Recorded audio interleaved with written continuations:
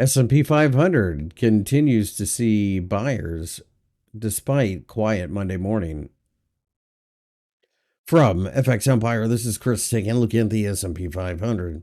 The S&P 500 has pulled back a bit after initially gapping higher on Monday, and now it looks like we are getting close to some type of pullback that you can jump into.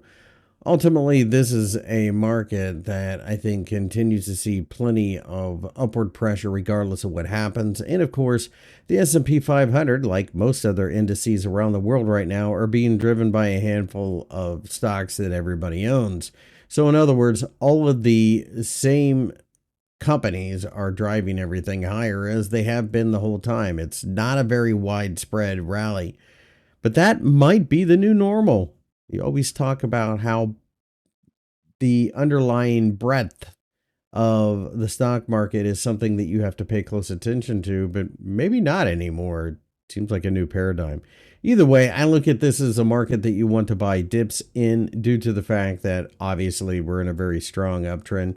Furthermore, everybody is still banking on the Federal Reserve to cut interest rates later this year, so it's just all systems go and keep powering higher is what I see.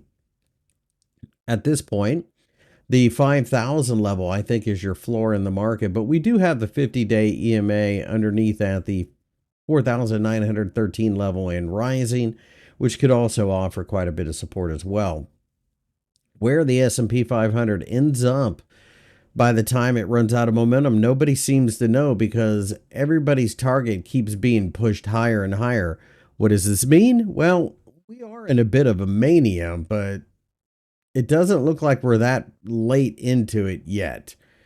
Because of this, you still have to hold your nose and buy every dip going forward, regardless of how overdone this market looks.